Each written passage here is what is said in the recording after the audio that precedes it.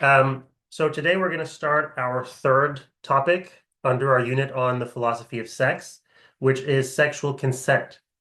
Um, I should point out the question here, the question that people are asking in this debate is consent sufficient for sex to be morally permissible? Okay, just about everybody agrees that consent is necessary. In other words, that if there's no consent, then sex is not morally permissible. The question is it also sufficient? Meaning, if there is consent, then it's morally permissible. Okay, that's the question. We saw last time that most contemporary Kantians, okay, not Kant himself, but most contemporary Kantians, most people who accept Kant's normative ethical theory now, think that consent is sufficient for sex to be morally permissible. And we saw how this relates to Kant's categorical imperative, his view that an action is impermissible only if it treats human beings as mere means to an end, right? Only if it fails to treat them as ends in themselves. Now today, or in this lecture and the next, we're going to see a fairly similar view in the work of John Stuart Mill, in the tradition of utilitarian ethical theory, but we'll see that it's for very different reasons. Okay, so you'll see that in the modern period, these two dominant ethical theories converge toward the same kind of understanding of sexual ethics. Okay, both of them end up saying that in all or most circumstances anyway, all that's necessary for sex to be morally permissible is that the different parties consent, right? That it's rational consent, that not only that they consent, but that they consent while being, in possession of their rational faculties and not subject to deception or manipulation, that kind of thing. So both Kantianism and utilitarianism converge toward this view, but for very, very different reasons. Okay. So today, I'm not really going to be talking about sexual ethics at all. I'm going to be doing two things. First, give you some context. Okay, so we're still in what I've called the modern secular context, and we will be until the end of the term. So we're in the modern period, and as I point out, one of the defining characteristics of the modern period is the process of secularization, the process by which different spheres of life become independent from the influence of religion. Um, and what I want to tell you about in this modern secular context now is one thing in particular, namely the birth of the discipline called sexology. Okay, so we're now going to be in the 19th century, looking at John Stuart Mill. John Stuart Mill is a 19th century philosopher. And one thing that happens in the 19th century, though actually really like after Mill's time or just around the time when he died, is that the discipline known as sexology was founded. And I'll tell you a little bit about the most famous of all the sexologists, which is Freud. And the reason I'm going to do this is, although it won't be that relevant or not relevant at all, really, to what we're going to see today and next time, so what we're going to talk about with Mill and utilitarianism and sexual consent, you'll see that it's going to be a very important part of the story once we get to our last topic on sexual repression and we talk about Foucault. Okay, so the reason I'm giving you this background here is because, well, we're in the 19th century and we're going to be talking about people from the 19th century. But where this is really going to become important to the philosophical story we're telling is in the next topic, and when we talk about Foucault. And then after I tell you about Freud, I'll give you the background for John Stuart Mill's utilitarianism and On Liberty. Okay, so I'll give you some background on both these works. Utilitarianism and On Liberty are two different works of John Stuart Mill's, but they're very closely connected, and often they're published together in one volume. And all I'm going to do today is explain to you how utilitarianism as an ethical theory, as a view about normative ethics, right, about what kinds of things are right and wrong, how it works. Okay? And I hope you'll be able to see how different it is from Kantian ethics. And so you'll have been exposed then to the two dominant ethical theories, normative ethical theories of the modern period. And then next time, we're going to look at the implications of utilitarianism as a normative ethical theory for the way that John Stuart Mill understands politics. And although this might seem very disconnected from sexual ethics, actually we'll see that John Stuart Mill's liberalism, his liberal political theory, and the way that he understands what state institutions should do, and the way that he thinks that our social norms should correspond to that, has a huge influence on sexual ethics in the 20th century. Okay, so he's a 19th century thinker. He's writing from the mid to late 19th centuries. But the kinds of theories that he developed had a very big influence on sexual ethics during the 20th century. Okay, so first, modern secular context.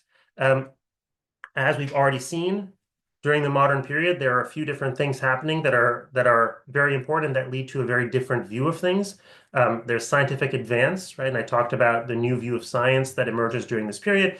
There's social and political secularization, different spheres of life, and most importantly, the sphere of politics uh, kind of gets separated out from the influence of religion. Okay, religion, even though a lot of people remain religious, religion increasingly becomes privatized. It's a matter of your personal faith, and not a matter of, something that's imposed on your entire society and that you can expect everybody to share with you. And as a result, politics becomes increasingly secularized. And the dominant sort of ethic that emerges then is a humanist one, a one that places human beings, either human freedom or human well-being, at its center. These trends continue into the 19th century, right? The modern period begins around the 1500s or so. By the time we get to Kant, we're in the 1700s, so we're like 200 years or so, or more even, because he's near the end of the 1700s, 300 years into modernity. Now we're into the 19th century, 350, 400 years into modernity, and these trends are continuing. Now, like I said, one thing I want to draw your attention to in this context is the rise of the discipline known as sexology. So again, we're in the 19th century here. Okay, around 1950 is when John Stuart Mill publishes utilitarianism, and around the late 1850 is the time that John Stuart Mill publishes utilitarianism.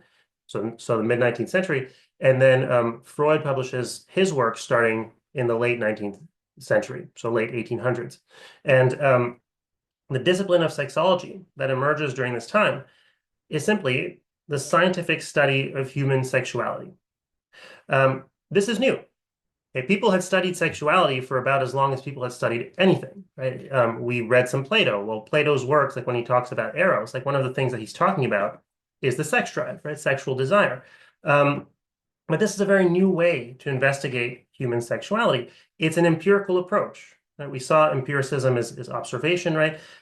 So it's studying human sexuality in the kind of detached, empirical way that you study anything else. Not only that, not just like sexuality in the abstract, but sexology went in and studied the kinds of things that nobody studied before about sexuality, like what had previously been considered or what had previously been called the perversions. Okay, so if you know anything about what Freud did and what other early sexologists did, like Ellis and Kinsey and so on, they went in and interviewed people with sexual desires that fell outside the norm. Interviewed people who were engaged in same-sex relations, who had various paraphilias. These are just like sexual desires that are outside the norm, like for example, being sexually attracted to inanimate objects, things like that. They even interviewed like pedophiles and things like this, just to understand, to understand these phenomena, just the same way that you understand any other natural phenomena. And actually, there's a really interesting contrast. When you read the Kant piece that I had you read, right, the short excerpt from the Lectures on Ethics, at the very end, Kant says something like, I hesitate even to talk about these things, and he's talking about the perversions here, because just talking about them elicits so much disgust. And all teachers, and of course he himself is a teacher, right? And all teachers hesitate to even mention them, because by mentioning them, right, the more you mention them, the more you decrease people's aversion to them. And so the more likely you make it that people will engage in these things, right? So here he's talking about what he calls the perversion. So he's talking about masturbation, anal, oral sex, same-sex relations, bestiality, right? Those are the perversions classically, like in Aquinas, and you find them again in Kant. And he says we shouldn't even talk about these things, right? We have to exclude this from scientific investigation. And he says the teachers are in a bind, right? They think we shouldn't talk about this because we're going to reduce people's aversion to them. But at the same time, we have to warn people about them because people do these things and we have to tell them, no, you can't do that. That's bad, right? That's wrong. But then, if you look at Freud, About 100 years later, okay, Kant writes this in the late 1700s, like 1790 something, I think, is when the lectures on ethics are recorded. Um, and then in the early 20th century, so 1909 or so, I think, is when Freud's lectures on psychoanalysis get published. So just over 100 years later, Freud tells his audience, right? These are lectures that Freud is giving. He tells his audience, um, we must not treat these things. And again, he's talking about the perversions. He's talking about exactly what Kant's talking about, um, as I forget the word that he uses here, but like as objects of moralization, we have to treat them as scientific facts, right? As natural facts for science to investigate in a neutral way. Now, he's not saying that even in our everyday lives, if somebody does some like terrible sexual crime, we shouldn't feel bad about it. That's not what he's saying. What he's saying is that we as scientists, right? He's talking about we like the discipline of sexologists, um, can't take this kind of approach. This is not what we're doing. Up until now, he's saying, people have only ever talked about the perversions in the context of moralizing. That is, in the context of teaching morality. They've only talked about perversions, like Kant said, to the extent that you have to warn people about them. Whereas he says what we're trying to do is understand them like any other natural phenomena. They take this detached perspective, this objective perspective, and just come to understand them. This is completely new. Okay, this simply had not been done at any point. And so what happens with the early sexologists in the late 19th and into the early 20th century is that they learn a whole lot about what people actually do. Okay, this might be difficult for you to grasp or to fathom, but almost everybody, if you ask them, would deny that they had ever masturbated. Almost anybody, if you ask them, would deny that they'd ever had premarital sex. Almost anybody, if you ask them, would deny that they had ever been attracted to someone of the same sex. Right? Like everybody denied these things. But then what the sexologists did is they conducted anonymous interviews. And lo and behold, something like 90% of people admitted that they had masturbated. Something like 70% of people admitted that they had had premarital or extramarital sex. Um, and something like 10 or 15% of people admitted that they were attracted to people of the same sex, right? So suddenly, what was happening is um, people were, like sexologists, were gathering statistics about what human sexuality was really like in a completely non-moralizing way, just trying to understand. Um, and what happened as a result, well, actually, it's kind of exactly what Kant predicted, which is that taboos started to erode. Okay, such that by this point in time, like 100 years, 120 years after Freud, there's relatively little taboo around masturbation, premarital sex, and same-sex relations. So little taboo that in this case, your teacher can talk about them pretty freely without worrying about offending students or having to field complaints. Now, that's the interesting thing about sexology for our purposes, like within the story that I'm telling, because what you see here is the application of this kind of empirical understanding of natural science, right? We saw that in the modern period, people increasingly understand science in non-teleological terms, right? To study something, a natural phenomenon, scientifically is simply to observe it and understand how it functions, basically. It's not to understand, its purposes or anything like that. And sexuality lagged behind, okay, in part because people had so much disgust around it, or there were so many moral concerns around it. It took until the 19th century before really we started studying sexuality in the same way. So that's sexology as a discipline. Again, Freud's not the only guy, not even the first guy who was doing this kind of stuff, but he ended up being one of the most important. And now what I want to do is tell you a little bit more about Freud's view specifically. You probably in high school learned about, Freud's stages of psychosexual development, maybe his division of the human psyche into an id, an ego, and superego, that kind of thing. But what you might not have encountered or might not have grasped is how philosophically significant this was. Okay, I'm not saying that Freud was right about any of this stuff, and actually, oftentimes, like the empirical support for his views is quite small, quite weak. But simply that his ideas had a very big influence because they were a very new way of understanding and thinking about sexuality. So the first thing to point out is that Freud understood the sex drive okay, the sexual impulse, the sexual instinct, as an undifferentiated drive for sexual gratification. What do I mean by that? What do I mean when I say that it's undifferentiated? What I mean is it has no particular object. It is not geared toward any particular object. It is not geared toward any particular act.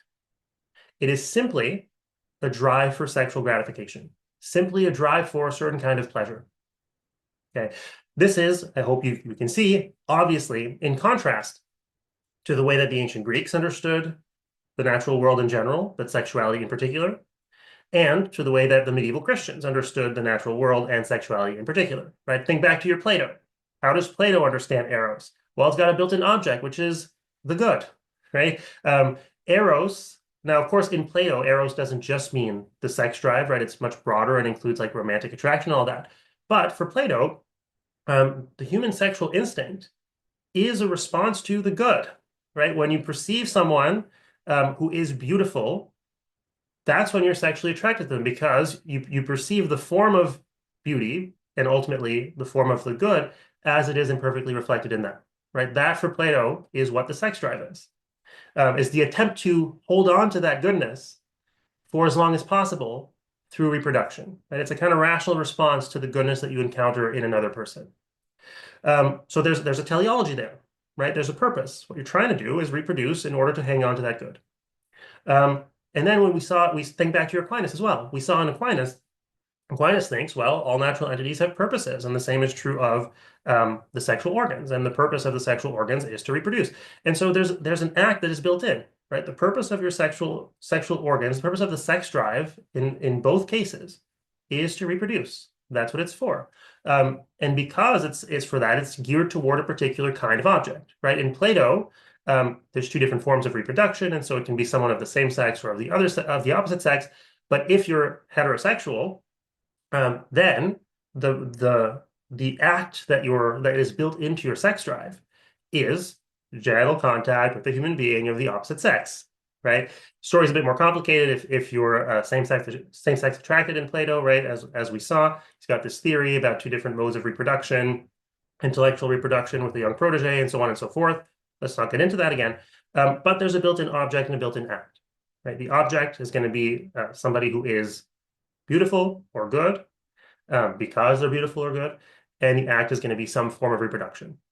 And then in Aquinas, the object is going to be a human being of the opposite sex, right? And the act is going to be genital contact, geared toward reproduction. Freud thinks this is incorrect, right? So Freud thinks that no object or act is built into the sex drive. It is simply a drive for pleasure and nothing else. To explain a bit more about this, I'll tell you about his understanding of the psyche. The first thing to point out, the psyche here just means like the mind, right? The word psyche just comes from the ancient Greek word psyche, which meant mind or soul. Okay, like you find this in like Plato, and Aristotle. Like Aristotle's theory of the soul is his theory of psyche. So the psyche is simply the mind. And according to Freud, actually most of the human psyche is unconscious. Okay, so Freud distinguished between the unconscious and preconscious. For our purposes, not very important. The point is we're not aware of it, or at least not explicitly under normal circumstances. Okay, a lot of what's going on in our minds, Freud thought, was unconscious processes that on a day-to-day basis we didn't even know were there. And so it's very typical to represent the psyche as Freud understands it as an iceberg, which is what I've got on the slide here. The psyche, Freud thought, was made up of different parts, which I'm going to explain in a moment. But as you can see here, one part, the id, was just completely submerged, right? So that line there, the white line, is the line of consciousness. So what's above the line is your conscious mind, what you're aware of. What's below the line is what you're unconscious of. Okay, it's your unconscious and preconscious mind. And one part of the mind, Freud thought, the id, is just completely unconscious. You are not aware that it exists at all. The superego, Freud thought, is largely unconscious. Okay, you are aware of it a little bit, but just the barest tip of it. And then the ego, you're aware of most of it. Okay, so part of the superego, most of the ego are part of your conscious mind. But a lot of what's going on in your mind, Freud thought, was unconscious. But anyway, so there are three parts to it: the id, the ego, and the superego. Notice these are all bad translations. Okay, Freud, of course, was an Austrian. He wrote in German, and it's hard when you see these words in English to know what they're talking about. What's an id? What's a superego? But if you look at the German words, it actually gets quite a bit clearer. So the id in German is simply the it. Okay, das Es in German, the it, right? Like the non-human thing. The ego in German is the self, right? Das Ich, the I. That's me, right? The ego is me. Is the I, the self. And the superego in German, das Über-Ich, the over-I, right? What is over the self? What does he mean by this? Well, okay. The id, the it, is just our blind animal drives or impulses. Okay, our eros, if you will. But again, eros for Plato is definitely not just a blind impulse, it's a rational response. But our eros, our id, our desires, for Freud, are just these blind animal impulses. And this is what makes them, the it, right? There's something that, in a way, impinges on the self from the outside, right? There's yourself that you how you perceive yourself, and your desires kind of uh, come in from the outside of that as something that impose themselves on you. Um, of course, though, you never actually perceive your real desires, Freud thinks. Why? Well, because your id is unconscious. Okay, so you only perceive your desires as they are filtered through the other stuff, right? As filtered through the ego and superego. So your blind animal impulses, you only ever perceive them as filtered through the other parts of your psyche. Now, the id, Freud thought, is completely amoral and not immoral. It's not the same thing. Immoral means like morally impermissible, okay? Or like prone to doing things that are morally impermissible. That's not quite what Freud means. Amoral just means unconcerned with morality. Again, the id is just a blind animal impulse. It has no it doesn't care about, it's not interested in, it's not concerned with, I should say, what is right or wrong. The id uh, operates under what Freud called the pleasure principle, meaning simply the principle of seeking gratification and nothing else. Now, you can add to this the ego, right? The self, the I. The ego is your rationality. And your rationality in a very specific sense, which is your means ends reasoning. Okay, a means is a method to get something, an end is a goal. To engage in means ends reasoning is to figure out, well, how to get what you want. Okay, so the id is completely blind. It wants something now, it's going to grab it now. Right? It wants it. It wants that thing right now, no matter the long-term consequences. The ego, um, although it is amoral as well, again, not immoral, but it's amoral. It's not concerned with moral restrictions, with what's right or wrong. The ego is rational in the sense that it adapts your desires to reality. Okay, Freud said it operated according to the reality principle. Okay, so the id operates according to the pleasure principle. It just seeks gratification. The ego operates according to the reality principle. It adjusts or adapts your desire for gratification to the constraints of reality, such that you're able to satisfy the impulses, the desires associated with your id, in a way that is compatible with your long-term good. Okay, so there's the id, your desires, and there's the ego, your rationality. And then on top of that, there is the superego, again, the over I, right? What is over the I, which is your conscience. Okay, your conscience, basically, the voice of morality, the voice of society, the way Freud understood it. That's the sense in which it's over the I. It is the internalized voice of external expectations. Okay, so it's internalizing the expectations of other people, society in general, your family, and so on and so forth. And that's the sense of morality. Okay, so it's kind of like society or your parents looking over your shoulder as you're acting. That's the sense in which it's over the I. Let's illustrate. Here's the example I always use to illustrate this. Imagine that you're walking down the sidewalk and you see a young child, like a 3-year-old, with an ice cream cone. And this child is with his parents. And your id It's just desires. You see the ice cream cone, and your id just wants the ice cream. And if it just acted on its own, well, it will just knock the child down and take the ice cream. um, but then your ego, right, the rational constraints on your desires, or that voice of reason that informs you about the rational constraints that are in place, says to you, well, wait a minute, that child is with his parents. If you do that, the parents are going to beat you up. Maybe they'll call the cops. The cops are going to put you in jail. Well, you want ice cream, but if you get put in jail, you're not going to get ice cream for a very long time. So that's a bad idea. Let's get ice cream some other way. Okay, so that's the voice of the ego, bringing your desires into line with reality, right? Limiting your desires, constraining them in a way that is compatible with reality. And in so doing, looking out for your long-term good, so the long-term gratification of your desires. And then on top of that, there's your superego. And the superego, upon perceiving that you thought for that split second about knocking the child down, tells you, oh my gosh, that would have been wrong. You're a terrible person. And then as you walk to the ice cream store, tell yourself, I will never have that thought again, and so on and so forth. Okay, so that's the way that the three parts of the psyche interact. Now, the way that I've presented, of course, is not how Freud would present it, because I presented it as if you were actually conscious of what your id wanted.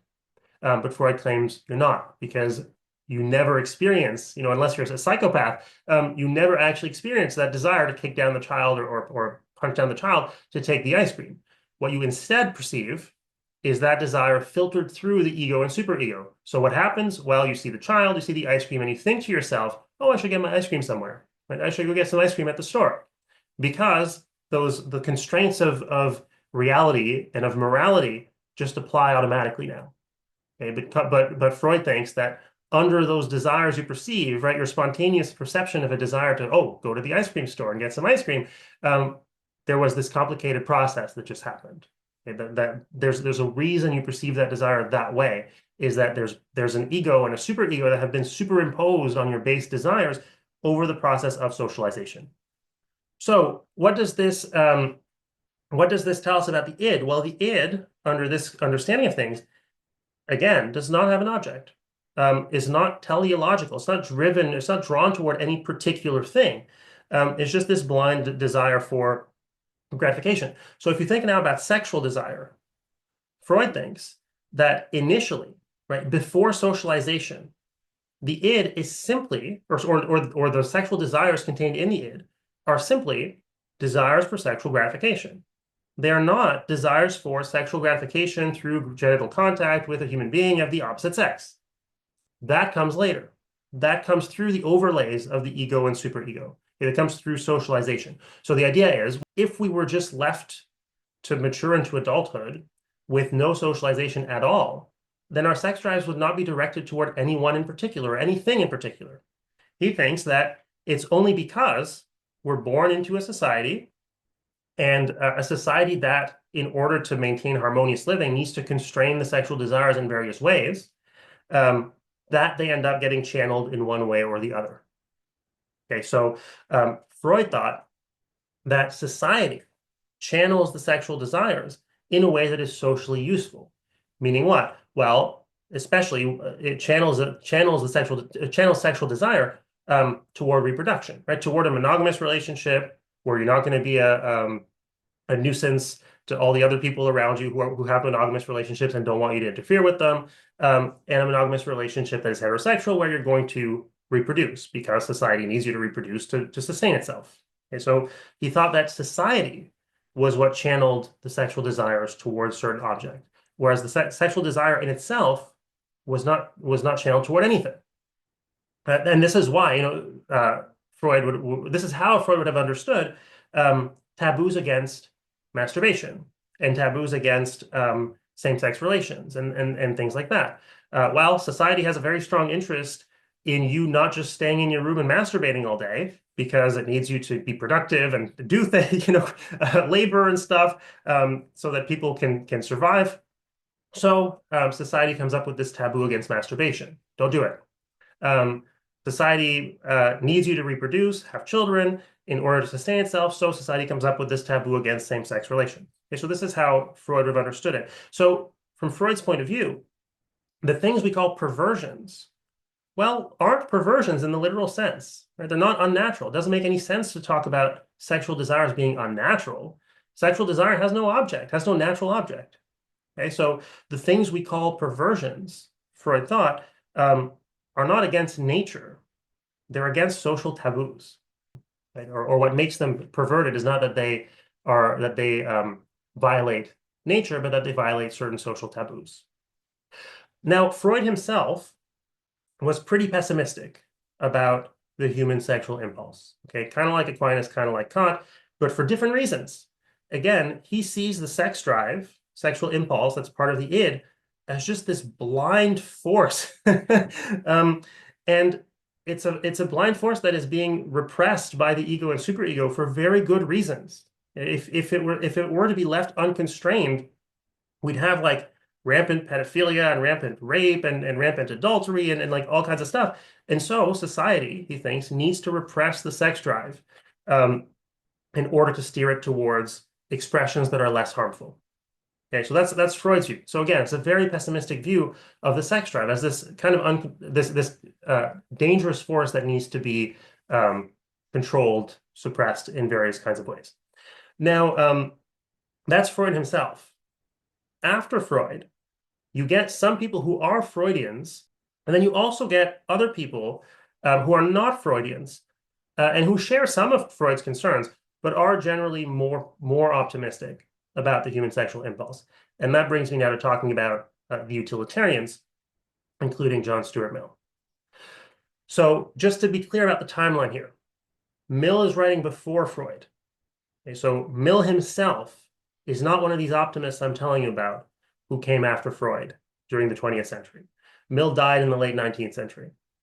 But some of the people who came after Freud, who were, if not strictly speaking, like optimists, or at least more optimistic than Freud about the human sexual impulse, were utilitarians. Okay, were indebted to John Stuart Mill's, or to the theories developed by John Stuart Mill and others.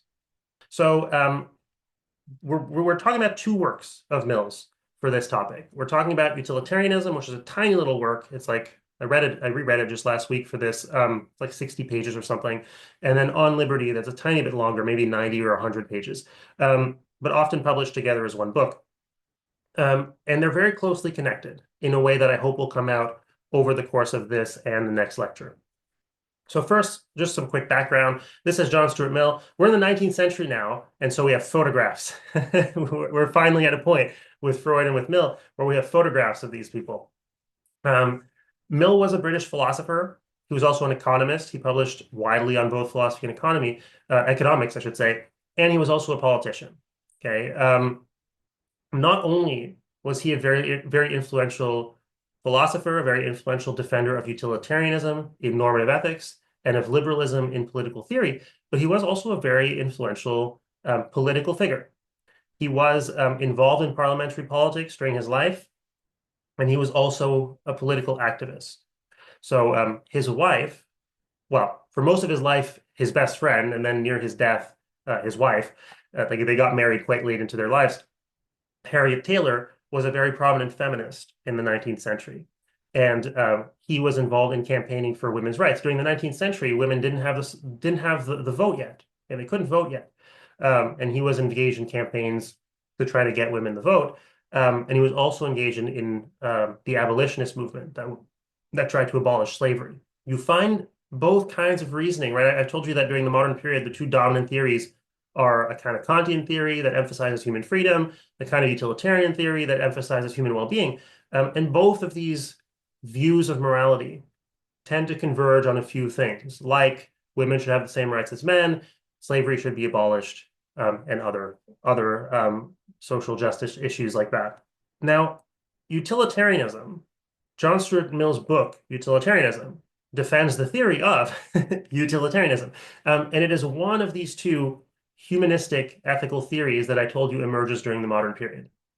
And it's the one that says that morality or ethics is ultimately founded on promoting the well-being of sentient beings. And by sentient here, I just mean conscious, aware, and consequently capable of feeling pain and capable of feeling pleasure, right? Whether it's physical pain or emotional pain, physical pleasure, emotional pleasure.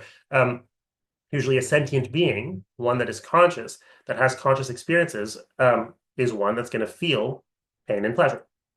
So ethics, from Mill's perspective and from the utilitarian perspective, is all about promoting the well-being of those kinds of beings that can have well-being, right? The kinds of beings that can have the kinds of experiences that constitute well-being. I said this was a humanist ethic, and it's true to a degree, but it's actually broader than that, right? Because, and actually this is true of Kantian ethics too, because Kantian ethics says that what we need to respect in others is their rationality. Well, rational beings might encompass more than human beings. So if we were to meet a species of aliens, for example, and they were rational, well, Kantian would say we have to respect their autonomy too, right? It's just because human beings, or almost all human beings, have that characteristic of rationality that we have to respect them. But another non-human being that was rational, we'd have to respect them too. And the same is true here. Not only might we encounter sentient alien life forms, there are sentient life forms here on Earth that aren't human, right? So utilitarians tend to be very big advocates of animal welfare as well. If what we are to do is to promote well-being, that is increase pleasure, reduce pain, well, non-human animals are capable of pleasure and pain, and so we should be reducing their pain and increasing their pleasure as well. Okay, so although it is a humanist ethic to the extent that it does promote the well-being of humans and place that at the center of morality, it doesn't just promote the well-being of humans. Okay, it says that ethics is about promoting the well-being of all sentient beings. So this is, of course, like Kantian ethics, an attempt to ground to find a secular grounding for ethics, right? To find a grounding for ethics that is non-religious. It's also an attempt, like Kant, to find a grounding for ethics that is rational.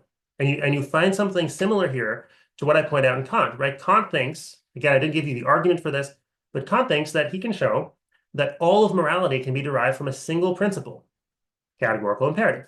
And he thinks that that's a requirement for rationality. Like if we didn't have a single principle, morality would seem to be kind of random, right? It's not the same reasons that are applying in all cases.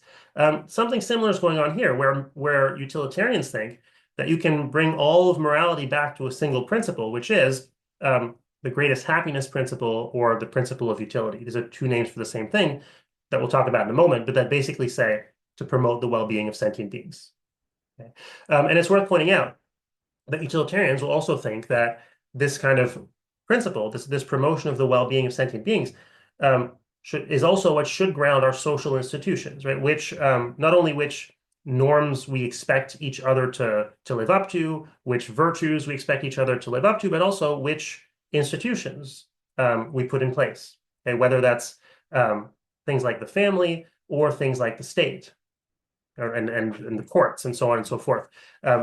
Which ones we should have and what they should be like depends on what would best promote the well-being of sentient beings. Now, Mill's book on liberty is not a book on ethics, unlike utilitarianism. It's a book on political theory, and it's a defense of liberalism. Liberalism is a political theory. Liberalism, the word liberalism, is a very confusing term to use right now because it has a whole bunch of different meanings. And some people use it to mean like left wing in politics, whereas other people actually in Europe tend to use it a little bit more to mean like right wing. Liberalism, as we discuss it in philosophy and as it has been used in like most of history, is roughly speaking the view that the citizens of a country should have the greatest amount of liberty possible that is compatible with the same amount of liberty for everybody else. Okay, so however amount of liberty we should have, like however much personal liberty we should have, is that the maximum amount that is compatible with everybody else having the same amount. Okay, so for example, your right to punch me in the face ends where my nose begins.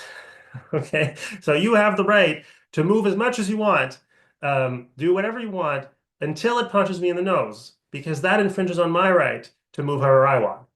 Okay, that's in a slightly simplified way, the rough idea of liberalism.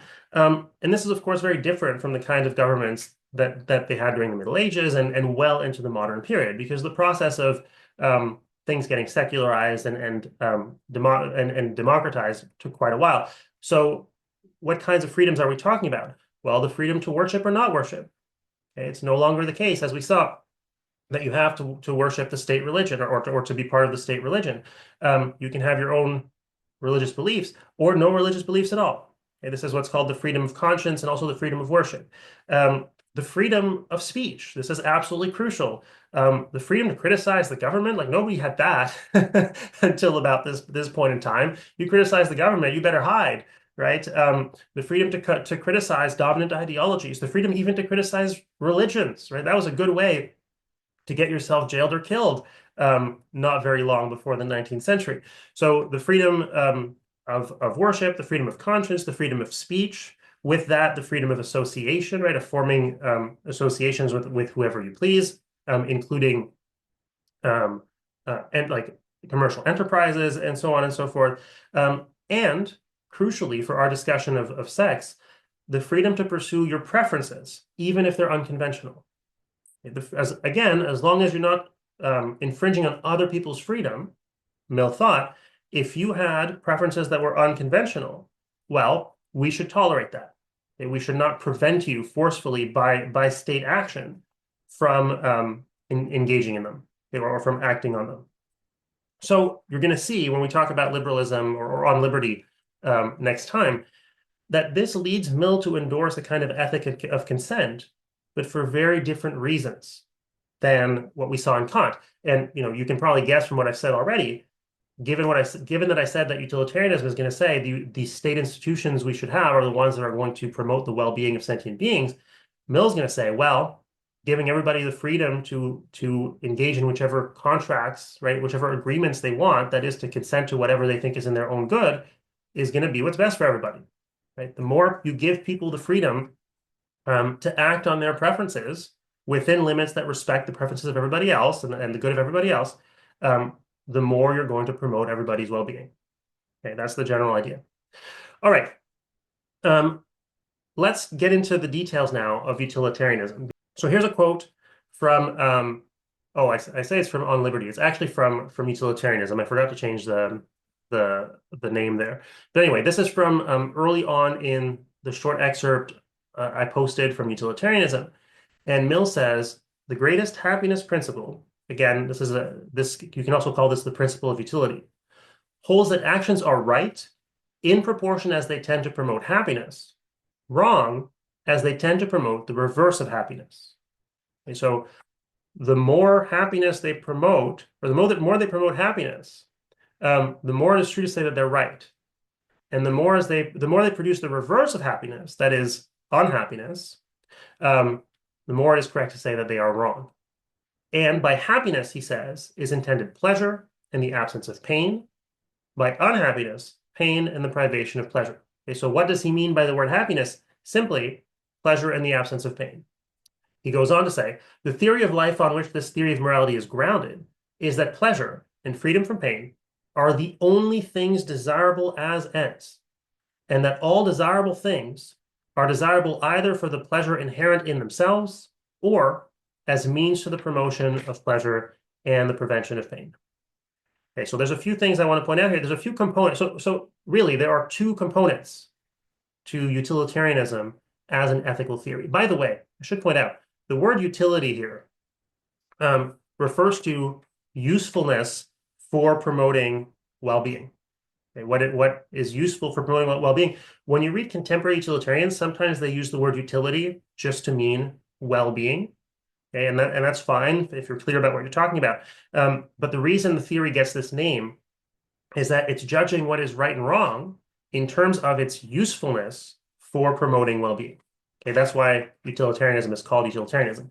Now, this theory, as laid out in these two quotations, again, contains two elements.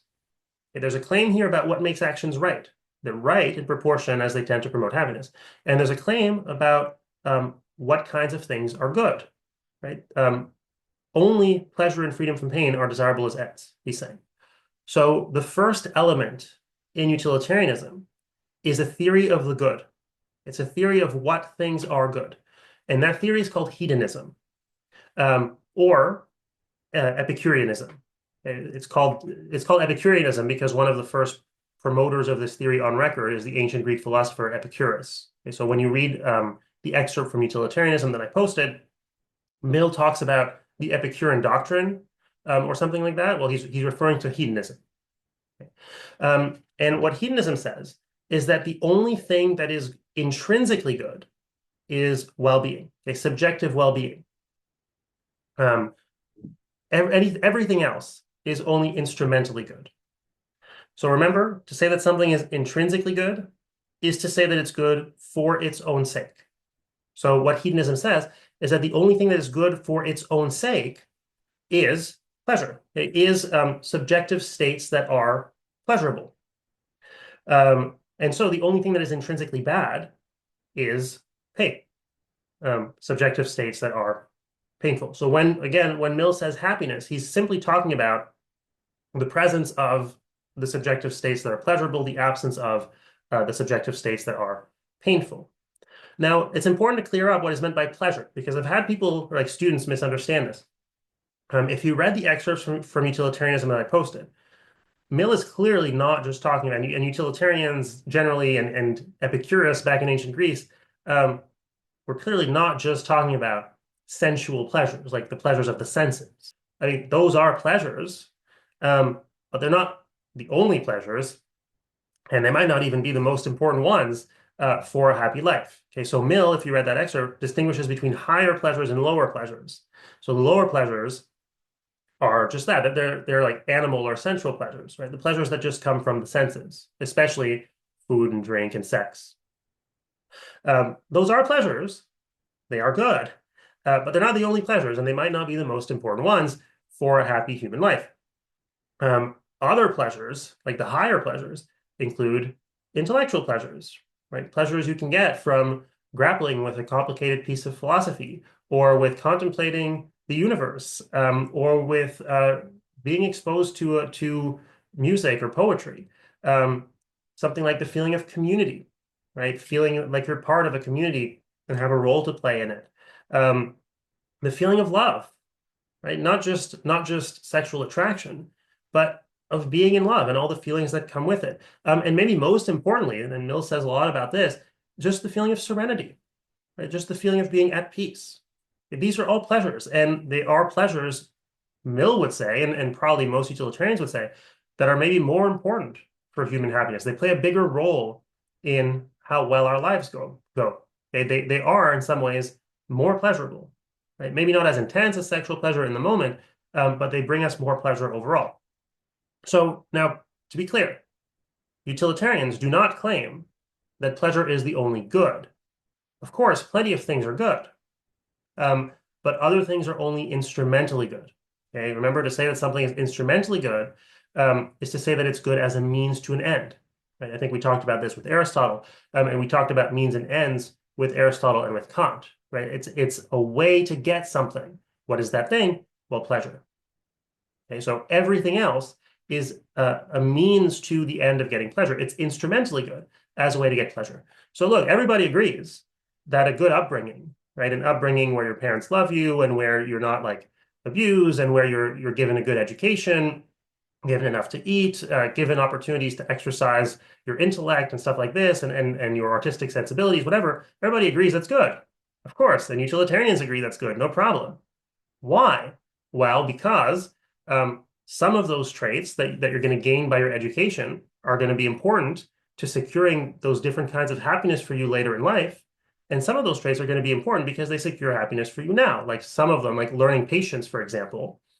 If you've ever felt the feeling of being very angry or very impatient, that doesn't feel good, right? A lot of the virtues are their own reward in the sense that, not in the sense that they're intrinsically good, like even if they didn't bring anybody any pleasure, they'd be good, but because they bring pleasure. Okay, so your good upbringing, your good education, developing the virtues, all these kinds of things, they're good because utilitarians would say, Mill would say, they bring pleasure, both to yourself, right? Again, being patient is good for you, more pleasurable than being angry and impatient.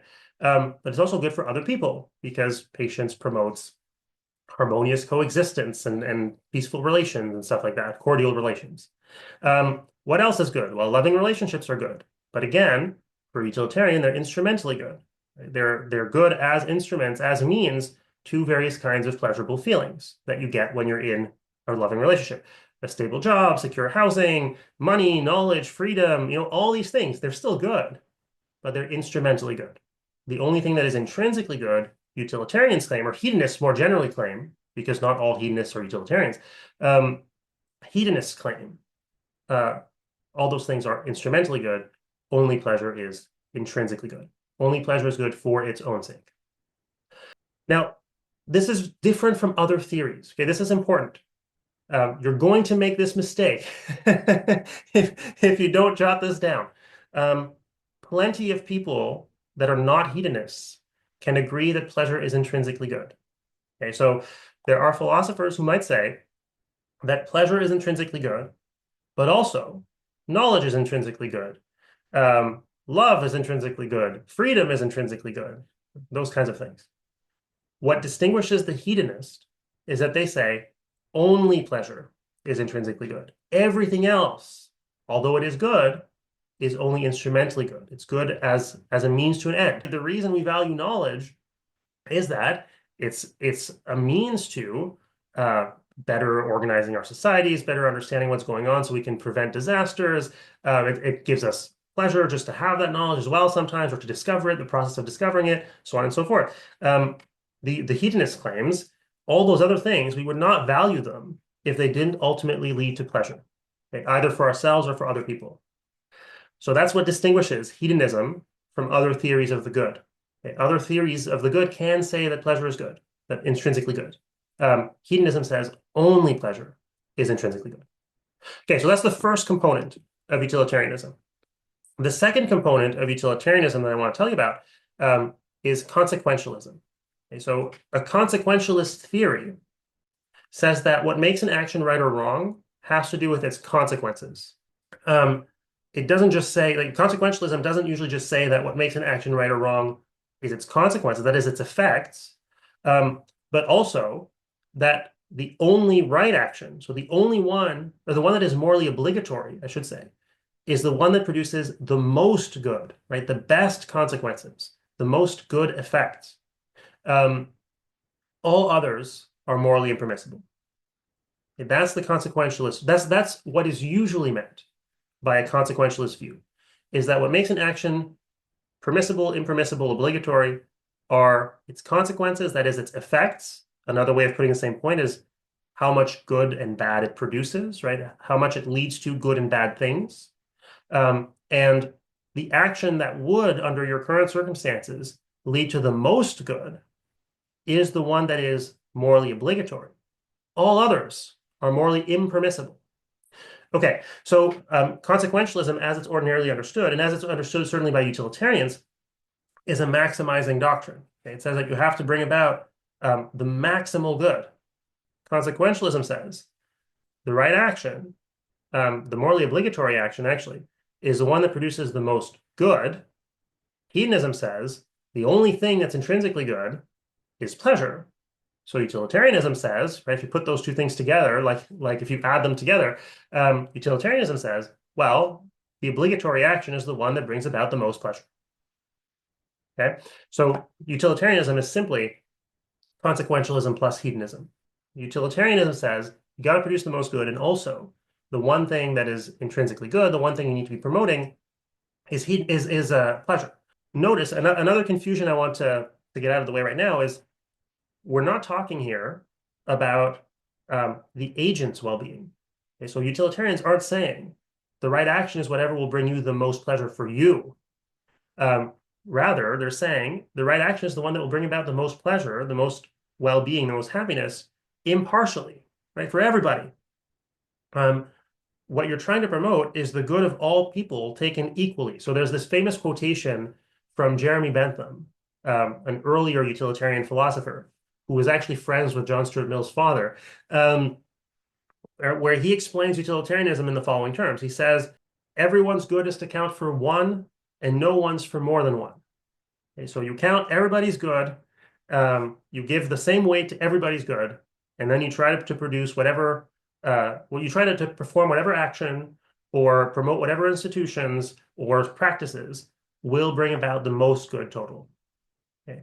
So you see here, I hope, the continuation of the trend toward humanism that I told you about, right, when we got into the modern period, but also toward egalitarianism, right? This is obviously a very egalitarian theory. Everybody's good counts for one. Aristotle would have said, what are you talking about? No, it doesn't. The good of kings counts for so much more than the good of slaves, you know? But from a utilitarian perspective, and this is where you can see like the rational structure, right? How, in what sense, this is supposed to be a rational theory. The idea is, well, look, if some things are good, well, they're good for everybody, right? If pleasure is good, it's the pleasure that's good. It's something about that experience that's good. It doesn't matter who's having it. It's that experience that's good. And if something is bad about pain, well, it's bad for everybody, right? It's something about that experience that is bad. And so it's got to be equally good wherever it appears, or equally bad wherever it appears. And since it seems it would be irrational to do something that produces some good when you could easily do something that produces more good, well, clearly what we got to do is take that thing that is good and produce the most of it. Right? That's the only rational thing to do. That's more or less the rational structure of the theory, simplified somewhat. And again, this applies not just to individual actions, but also to social norms. So to moral rules, right? What rules should we follow? What rules should we teach our kids? Which virtues should we try to inculcate in ourselves and in others? What kinds of institutions should we have in place to govern our lives in society? According to utilitarians, well, whichever ones are likely to promote the most well-being overall. And of course, it's worth noting, we're talking here about long-term well-being, right? Something that gave everybody like a huge amount of pleasure for 5 seconds and then horrible pain for the rest of eternity would not maximize utility. It would not bring about the most good. We're talking about goodness not only that is impartial across people, but as impartial across time. Okay, so that my good now is no more or less important than my good now, or now, or tomorrow, or in 10 years. Okay, so what we're trying to maximize is the most good overall across people and across time. So what does this tell you? Well, again, virtues for utilitarians are instrumentally good. Okay, so utilitarians will agree with Aristotle or with Aquinas that we should have the virtues. Honesty is great. Temperance is great. Patience is great. But they have a very different account of why. Okay? The reason is that it's good for us to have those virtues and it's good for other people. Similarly, utilitarians will agree with deontologists like Kant, right? We saw deontology as like rule-based ethics or duty-based ethics. Utilitarians will agree, oh, of course we should have rules. Otherwise it would just be chaos. Like nobody would know what they're supposed to do. It would be impossible to coordinate our lives together. But they have a different account of why we have rules and why those ones, right? Kant, again, I didn't go through the argument because it's complicated, thinks he can show that the categorical imperative is correct and that all rules can be derived from that. Utilitarians are going to agree with a lot of the rules. Yeah, you shouldn't lie, shouldn't steal, shouldn't cheat, shouldn't kill, and so on and so forth. You know, you should be nice to people, polite to strangers, whatever. But the reasons are going to be different. The reason is going to be this is what promotes overall well-being the best. And notice this means that at least in theory, there can sometimes be exceptions to rules. Now, most utilitarians will say, oh, you know, we should be really careful about exceptions because we never know if we're really in a position where it's okay to make an exception or if we might not make things worse by reducing people's adherence to the rules, whatever, right? But at least in theory, this means we can imagine cases where the right thing to do would be to cheat or steal or kill or whatever because of the weird circumstances we're in. Okay? Because in this particular weird circumstance, doing that thing would promote well-being. Okay? Again, as a matter of practice, you know, you probably almost should never break these rules. But as a matter of theory, we can imagine cases where it would be the right thing to do. Now, one last thing that I want to talk about before I let you go is to make you understand how we need to think about morality then from this perspective. If the thing to do is to maximize pleasure, well-being, and to minimize pain, then any moral decision, any decision about what to do, whether in your personal life or on a societal level, right? What norms to promote, what institutions to put in place, has to involve a cost-benefit analysis. It has to involve, in a very objective, detached kind of way, thinking, okay, what are going to be the consequences of this thing? What are the effects going to be? What are the negative consequences going to be? What are the positive consequences going to be? Because, as economists like to say, trade-offs are inevitable. There have to be trade-offs. Anything at all is going to affect some people negatively in some way, and some people positively in some way. And the only rational thing to do, utilitarians think, is to tally up the different ways that it's affecting people and see which one brings about the most well-being overall.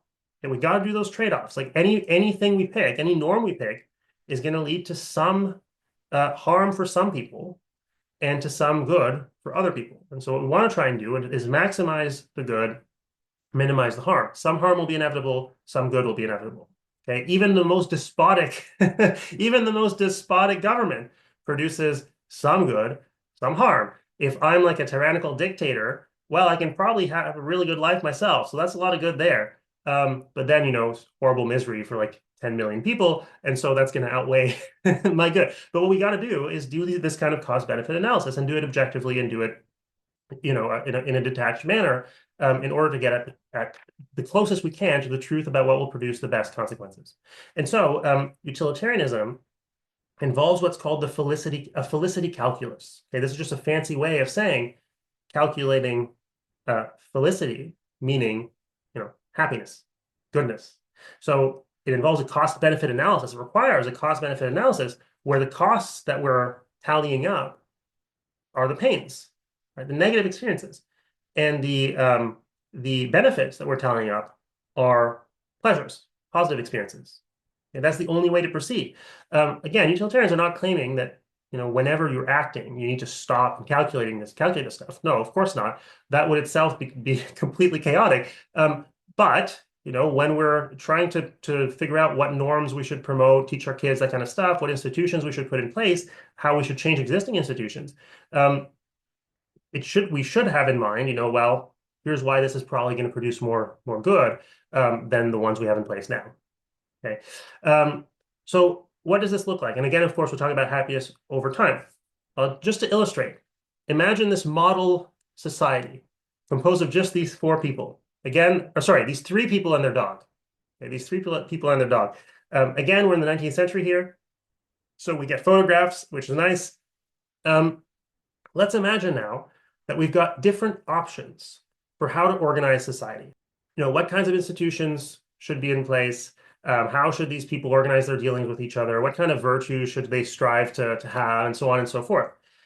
Suppose that the first option gives us this. Okay, so that dog, here we have to quantify, right? This is something that's important is in utilitarianism, you have to be able to quantify pleasure, at least roughly, right? With these numbers here, it's a little bit of a caricature. Like nobody thinks you can quantify things this specifically, this accurately. But, you have to have a general idea. This produces more pleasure, this produces more pain. Like we all have a general sense, about what kinds of things are horribly painful and what kinds of things are wonderfully pleasurable and what kinds of things fall in the middle. So you got to be able to quantify at least roughly.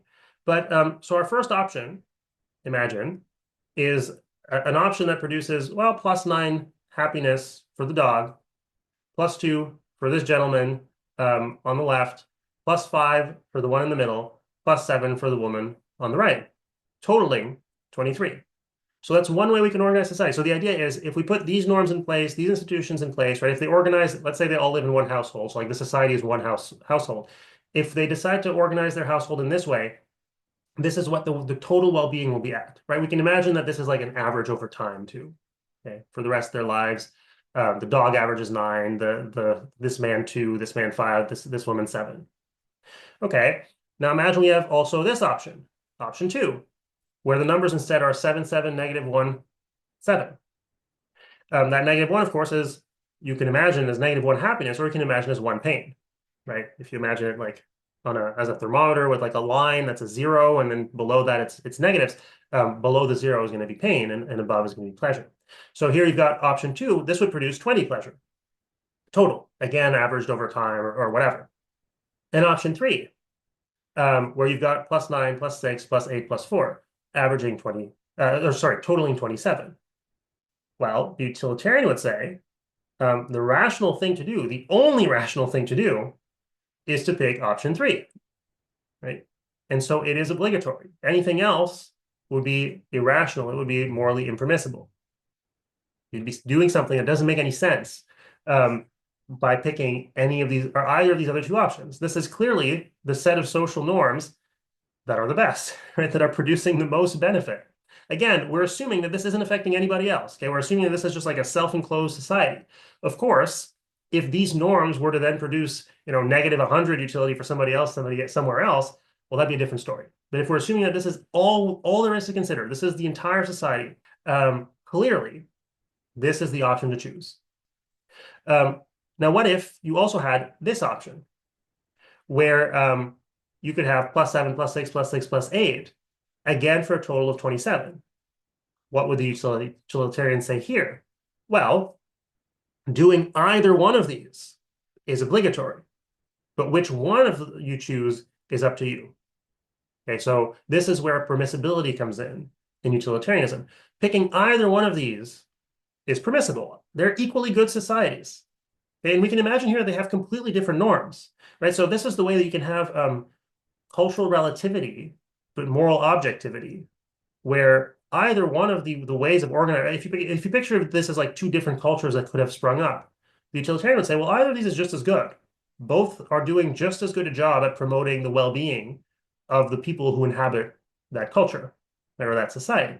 So picking either one, it's irrelevant, right? It's arbitrary. Either one's permissible, but picking one of them is obligatory because they are objectively better than those other two. Right? These two that have total 27 are objectively better than options 1 and option 2. Options 1 and 2. Okay?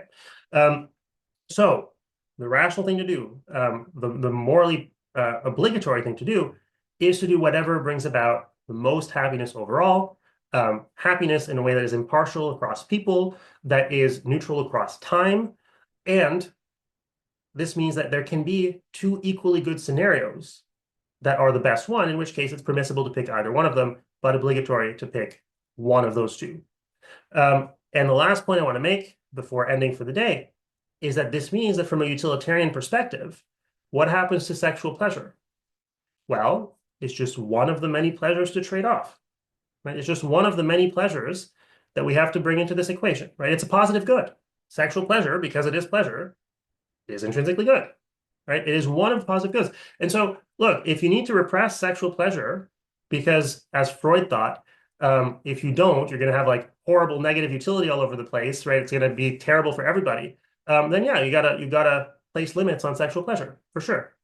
But if there's any way to diminish the amount of restrictions while keeping everybody's happiness about the same in other respects, then that will raise the utility, right? Because then there can be freer or there can be freer norms around sexual pleasure. There can be more sexual pleasure. And so from a utilitarian perspective, we'll see, even though Mill says nothing about sexuality, the way that he's thinking about how to justify social norms is going to be important to how people think about sexuality in the 20th century. Okay, so debates about what our attitudes should be to sexuality often take this utilitarian perspective for granted. And the question is just, okay, well, what do we think would bring about the best consequences?